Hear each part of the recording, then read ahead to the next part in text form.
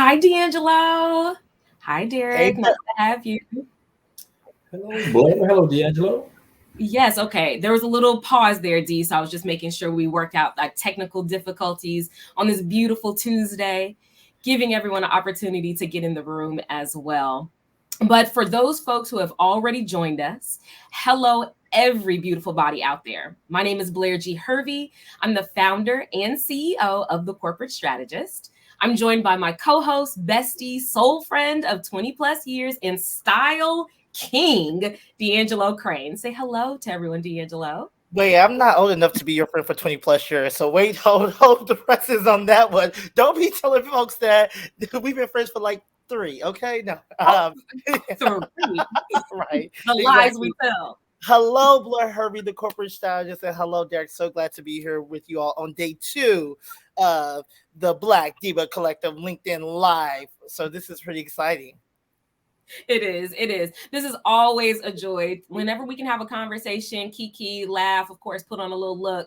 I'm always here for. And then, of course, we have our first guest speaker. But before we get into that, D, business as usual. Yeah, so you know how we do here. We do the art of the check-in. So we check in with one another. Derek, how you feeling? How you living? How you looking today? What's going on with you? Oh, I'm feeling great here in Atlanta. Glad to be here with you all. The first inaugural session. So hopefully we'll definitely kick it off right. Definitely, Absolutely. definitely. And Blair, how you feeling?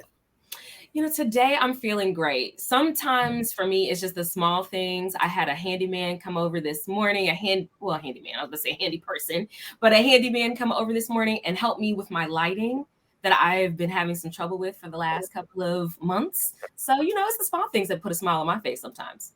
How are you, D? I'm doing all right. You live on the Task Rabbit or whatever those two. Well, I do too, but you live on those. I feel like you should have a membership for Thumbtack or Task Rabbit because you're always having someone come over. But I'm doing pretty awesome today on her day too. So I'm glad everyone's feeling well. So now we can get into the conversation today. And Blair, I think you're gonna introduce our wonderful guest that we have today. Absolutely. I am so honored, so excited. So I always talk about D'Angelo being one of those influencers and the person that inspired me to get into this work. But the truth is, there's definitely two D's that were involved in that, and that's D'Angelo and Derek Valentine. Derek has actually been a champion for diversity, equity, inclusion, and belonging for a long time. When I met Derek, he was a sales manager at Dell SecureWorks and a great sales leader there. He always focused on making sure that his team was not only diverse, but also got the pay that they deserve and welcomed me into that space as well as I shared my lived experiences. Derek was also the leader of Black Networking Alliance, the very first employee resource group at Dell SecureWorks as well. And he made sure that that particular group was hinged on metrics that I continue to feed through my business today, which is recruitment, retainment, and also readiness. So please welcome Derek Valentine. Hi, Derek. Thank you. Thank you. Thank you. Thank you. Love the introduction. Appreciate it. No problem. Well, that's my perspective, and of course, the few little Googles that I could do about you because we still need you to update that LinkedIn, sir, and all the places. I was trying to find a picture of you in the world. I was like, okay, he's hiding out. But if you could share a little bit about the work that you currently do with our viewers. Yeah, so I'm actually a director of belonging, diversity, and equity for UKG. UKG is an HR software company. We actually specialize in anything to do with hire to retire of employees or onboarding and offboarding. Those individuals, if you have like hourly workers who actually have to clock in, make sure they get paid, that's the type of software we do. Some competitors would be like ADP or Workday, right? So I actually serve two roles, D'Angelo and Blair. One is to definitely external diversity talent engagement. That means, how can we partner with our HR and TA teams to make sure that they are definitely sourcing for diverse talent. They may be very used to sourcing, the regular areas, but we want to make sure that we definitely include, minority serving institutions, HBCUs, or maybe organizations like NSBE, right? So we do that. Also, too, I actually lead our employer resource groups, right? So that means, those groups that will actually give a sense of belonging for the individuals to actually come on board. So we're kind of playing chess here. So we're bringing in a great talent into UKG, but we also want to make sure that they definitely are nurtured for a sense of belonging. But also, to Blair, as we want to make sure we make a quantifiable impact as far as professional development. So we'll do things such as speed networking, And we'll even do things such as like Toastmasters as well to make sure that the public speaking is up to par. So make sure that therefore, when opportunities do arise, they definitely deemed as viable candidates. So that's what I serve. Wow, it sounds like you all are re-energizing, recruiting, retaining. Hello, somebody, okay, to get people into the organization, getting them ready for to stay with the organization and to move throughout the organization. So I love that work that you're doing there at the organization. Also, yeah, we're always about making a quantifiable difference. So first of all, diversity is just good for the business, right? So. And one thing we believe, and I must admit, I definitely have a great mentor in Brian Reese, who's our Chief Belonging, Diversity, and Equity Officer, who used to be at Dell as well too. We always want to make sure that we definitely make a good business impact, and so diversity is good for the business. But we definitely make sure that we actually have appropriate metrics to make sure we can actually quantify that as well too. So it's great for the company, but also too, it's great to actually being able to change lives, and because we know for a fact there's individuals now who are actually coming to UKG that might not have had opportunity before we actually arrive. So we're literally helping to change the face of UKG. So for me, that's big, that's huge. I think Blair knows how I feel about that. Derek, my face hurts because I'm just smiling so much. I'm so, so proud of you. Because I mean, when I met you, of course, you were a sales leader and you were making this impact and doing this work, even without this particular title. So you are the perfect person to lead us into the topic. But before we do, I do have a couple quick questions for you in your background, if that's okay. Sure. I'm curious to know. So going from a sales leader, and the work that you've always done, and then pivoting into DEI, can you talk to us about what was that pivotal moment for you that really brought you into this space? Yeah, there is like one pivotal moment, but we're always a product of our lived experiences, right? So for me, I kind of harken all the way back to how I kind of grew up, like, quickly. I went to undergrad at a majority school called North Carolina State University. And, it's a majority school where there wasn't, at the time that I was there, I don't want to date myself, but there's not many of us there. And so, I think about how, we were kind of treated on that campus, and how, definitely, where there was things where, say, racial slurs, like, go home, whatever that might look like, right?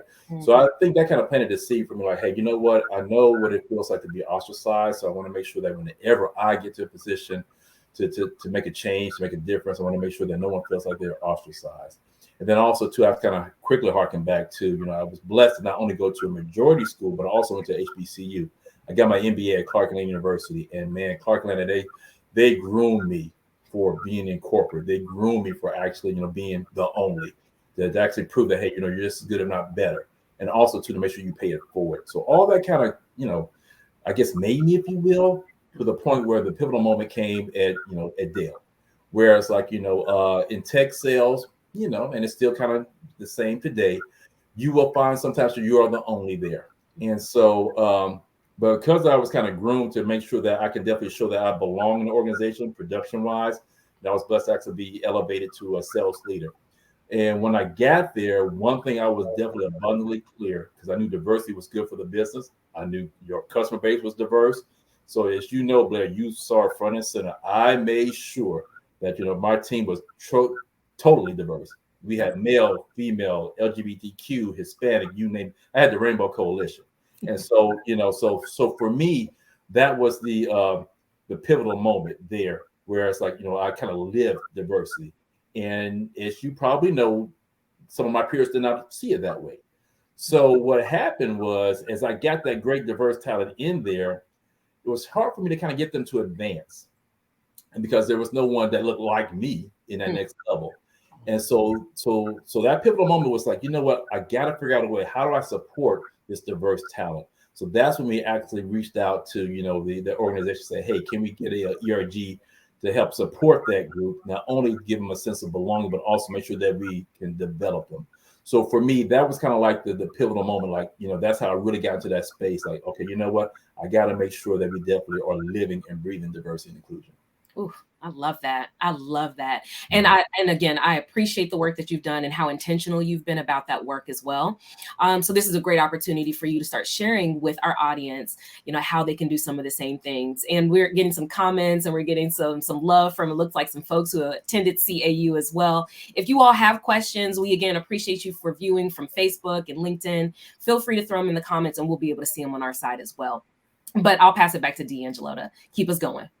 No, Derek, you said a lot of things that really resonated with me. And I'm going to go all the way back to the civil rights movement to bring us to today's conversation, right? Today, we're talking about making impact without a title. And one of the greatest people who did that was Rosa Parks, right? Rosa Parks was not the leader of the movement. She wasn't the person who was out front. She was not Dr. Martin Luther King Jr., but her was someone without a title who made one of the most significant impacts upon our country, right? And so when we think to today, how does that show up? I mean, when we think about the Black Lives Matter movement, right? It's just young people who got together, people got together to say, we need to do something differently than we've done, right? And that same could be said when we think about employee resource groups, or network resource groups, affinity groups, whatever you want to call it. I call my leaders leaders of influence because they are not necessarily leading people, but they are leading some of the impactful processes and initiatives that are changing the face of the organization, right? So they're influencing that culture shift in the organization. So I'm excited about today's topic because I think when I think about my career trajectory and when I talk to people in the organization, I'm always like, well, what can you do from the seat that you're sitting now? Right. And I don't even allow people to say, well, I'm just a call center employee. Well, what is it that you can do with that experience and how are you helping that customer, right, base? So let's dig into this topic a little bit more. So when you think about making a difference, making an impact without a title, how are Black employees, professionals affected by this, or how can they engage in this, or how, like I said, are there positive and negative impacts to Black employees when you think about this? Yeah. So I think it's a couple of areas we can kind of touch on, and it's just so apropos that you mentioned call center because I harken back to my experience where I felt like I was able to kind of make a change without even actually being a call center leader at the time. Mm. And so what happened was that this is really, how can I say, is it pivotal? But we as people, we got to make sure that we definitely show and prove, and that we can kind of build the cachet even if we don't have the title. So Mhm. I would never forget, I was in a situation where, because I definitely made sure that I, again, kind of harkening back to how I was groomed to make sure that I was just as good or if not better than my peers, it got to the point that my production was so good that I actually would have the managers come to me, hey, Derek, we're thinking about, bringing on this person here. Would you mind just jumping into interview? So because they trust me, because of my production, I was able to actually influence individuals to actually be able to be highly considered to come into that company. And they would literally listen to me. But of course, I had to build a cachet first. So I didn't even have a title that I can actually go ahead and lean in and make sure that, people of color or underrepresented minorities have a chance to actually, come on board to that company because, again, I kind of build up that cachet and that trust with that individual. So I think it kind of starts there. But then also, too, we don't understand. I don't say we don't understand the power of our networks. Even though we don't have a title, we know people. Mhm. And for me, I'm very intentional to make sure that I meet a lot of different people because in my mind, I'm doing this intentionally that, hey, you know what? Somewhere down the line, Blair may be reaching out to me, say, hey, Dirk, I'm thinking about pivoting into this career. Well, because I've kind of built up that, I know I'm going to sound old school here, Rolodex of people, right? Now I can actually go ahead and kind of maybe triage and kind of help Blair to be connected with these people. And I can't tell you how many people I've been blessed to actually be able to kind of assist in that because I knew certain people. I was able to kind of get them either cybersecurity or whatever because of the Rolodex that I built. So I think there's power in networks. And one thing that we have to understand too, there's going to be some things systemically that we're going to be up against that it will take years to kind of Mhm. bring down, if ever. Yes. But we do have enough networks and influence to make sure that we kind of help our people out when it comes to helping to afford opportunities or maybe even kind of help close that wealth gap. So I'm very intentional around that. I hope I answered your question, D'Angelo. No, you really did, and you talked a lot about allyship, which I think is important part of that piece of that. And when we think about, I mean, when we think about sponsorship programs, right? So all of Yes. these things that really play a role in helping those without titles move through the ladder of success and make an impact within the organization. And when you talk about allies, let's go back to that. Sure. Who are our allies as it pertains to this topic? Who are the people we need to get engaged in helping those without a title make an impact? What does it look like when allies show up in this space? Wow. I think for me, when we're able to, affect change and connect individuals to kind of help them change their lives financially, that's huge. And so I think for us, we need to make sure we build networks where people do they have access to those opportunities, right?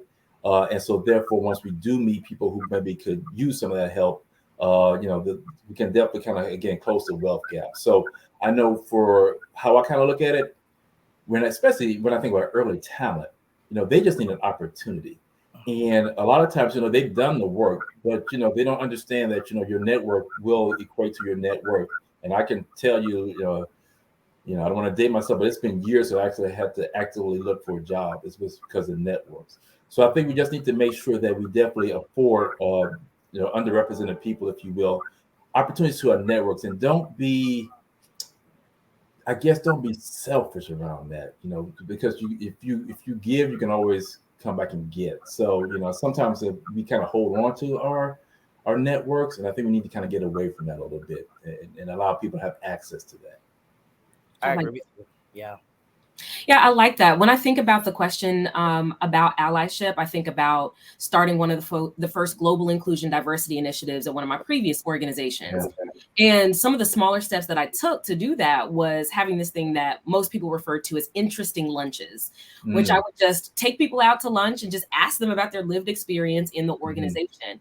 And then from there, we created a grassroots employee resource group that expanded globally at that particular company. So when it came to allyship, what was really important within that org is to have connections with managers and then all the way up to the CEO. It was easier to do because that company was a little bit more flat. So when you're talking about allyship within the organization, are there any specific titles or any specific people or groups or departments that you would recommend folks have connections with as well?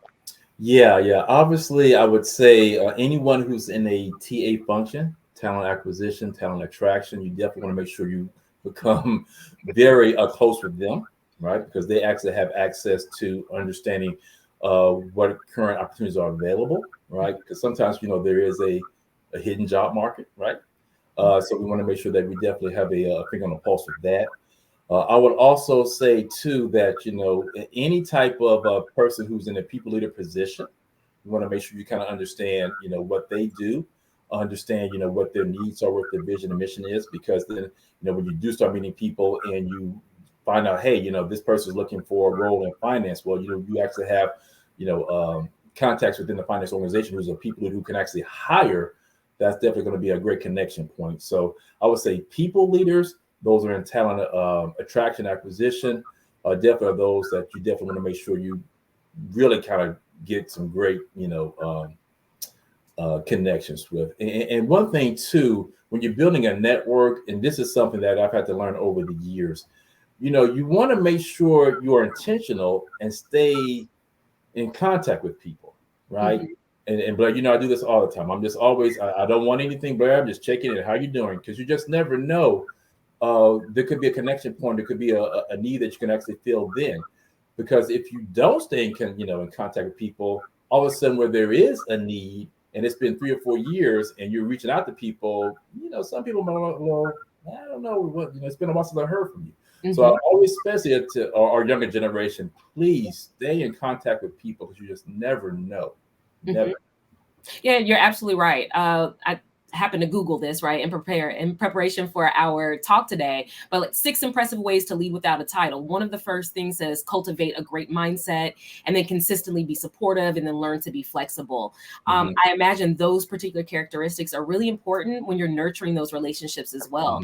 It's not just about what can I get from you, but it's also how can I serve? What voids can I help fill? How can I help fill those gaps as well? I love that.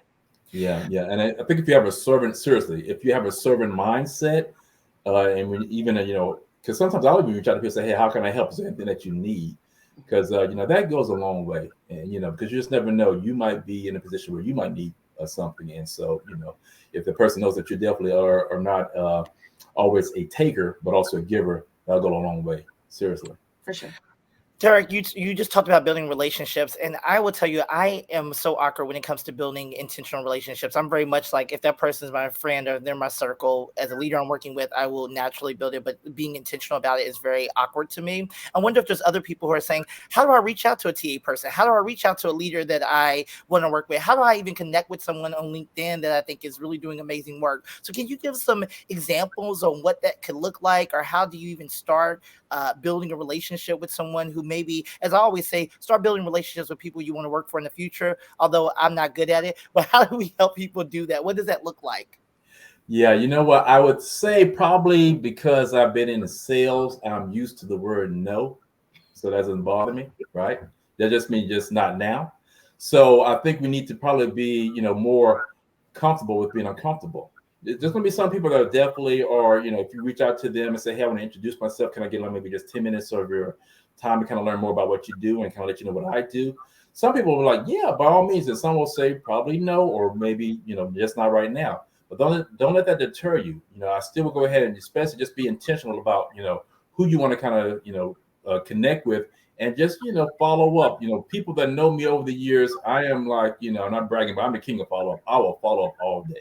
Yeah. And maybe that's because of my sales experience. It's the sales of both of you all. It's the sales, the follow up. That's what it is. Yeah. D'Angelo, we were taught follow up until you either buy or die. I know it sounds kind of morbid, but that's how so that's how we kind of thought. So yes. So again, I think you should have that same mindset. Some people will definitely be open to it, and some people may not, and some people may not now. But you need to go ahead and kind of be, get comfortable being uncomfortable. I can't tell you seriously. It's so funny here. My wife of 23 years.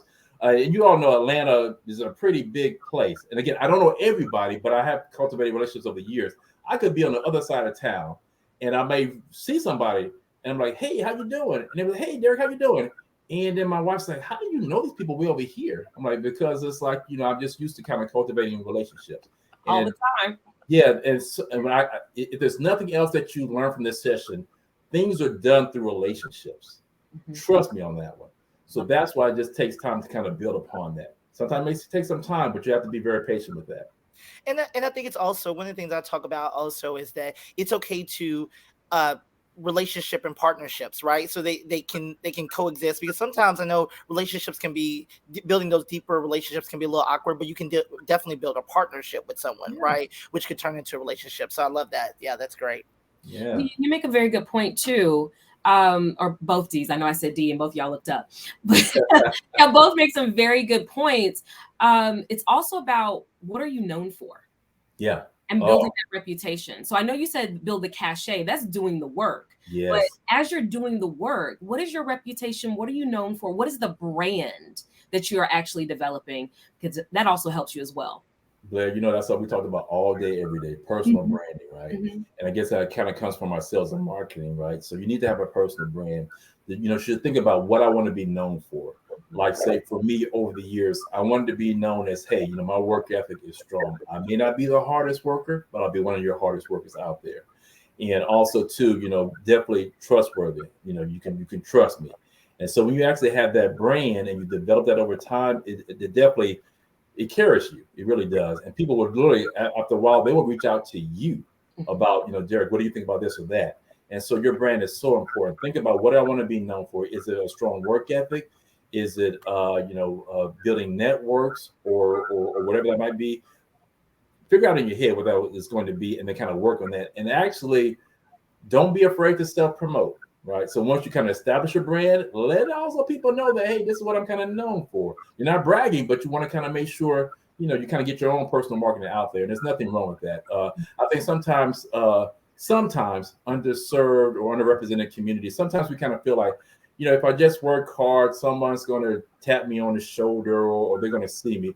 No, sometimes you have to do the work, build a cachet, and then promote yourself and let people know what you're doing out there. Because then once they know what you're doing, they may be more apt to kind of help you out or connect with you. Yeah, you're absolutely right. And that'll help you say no to a lot of the things that you shouldn't be involved with as well. I know that has definitely been a struggle of mine. I love to just pop in and raise my hand for every single thing, but then I get overextended, or I find myself in over my head, or I'm not getting paid for the work that I should be doing. So just a tip out there. There you go.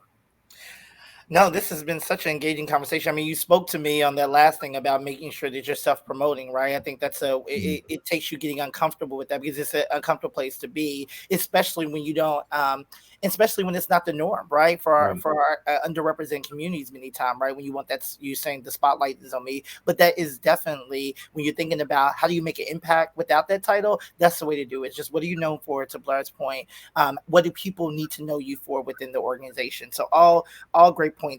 All right, so tell us here. What does we can go one or two ways here with this question. Okay, so I'm gonna actually throw two questions at you a little bit here. Okay, Sure. give us here. Okay, Rapid fire.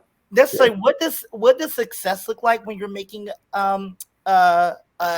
impact without a title, and what do you want people to walk away with today? What can they take to their next meeting with them after listening to this session? Okay, I'll do the latter first. Networking is so powerful. You have to kind of get again comfortable being uncomfortable. Start expanding your networks. Be intentional about that. You know, I always tell some of the younger students, seriously, your network, will be your network. Seriously, trust me on that one. So, do all that you can to start building that network. Be strategic about it, right? Who do you want to kind of meet? Who you want to kind of, what arena you want to kind of go into. So definitely build your network.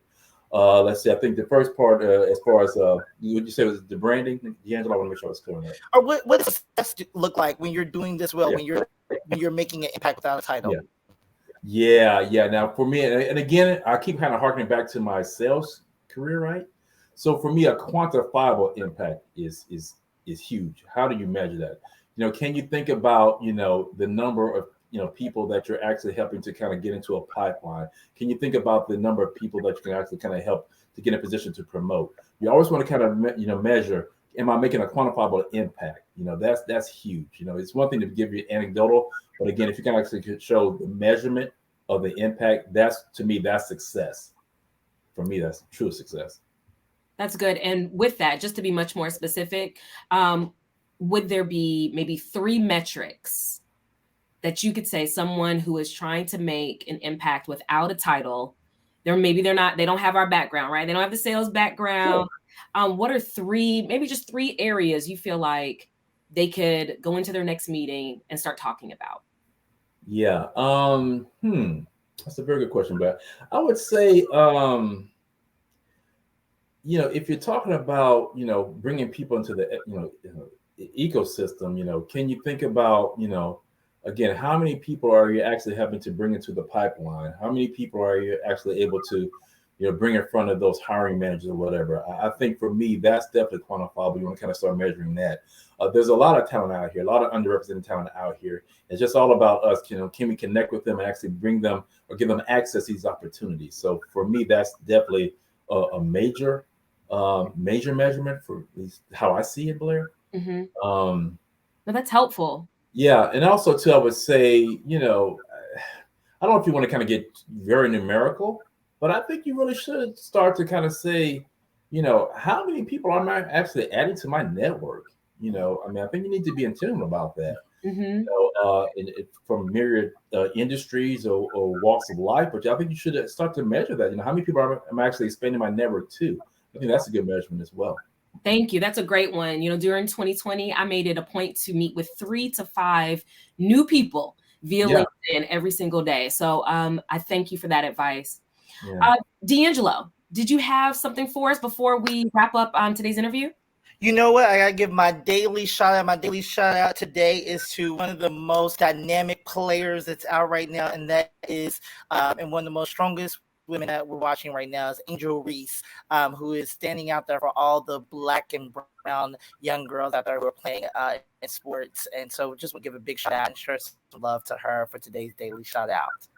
Absolutely. And if you think about leading without an impact, that one young woman has already said that she is the voice of a generation. Y'all could call her ghetto. Y'all could call her hood. At the end of the day, she's going to go to the court. And what did you say? Show up with that cachet, do the work. And now she's already known for some great things out there. So I love that. We also want to just thank, of course, Derek Valentine for being our very first guest speaker. So thank you again for joining us on the Black DEIBA Collective. Please join us tomorrow and every day after at noon Pacific and 3 p.m. Eastern time. Tomorrow we will have Shayla Gage, and we'll be talking about doing more with less. Derek, thank you again for your time. We appreciate you. Thank you all. Appreciate it. Thank you for having me. No problem.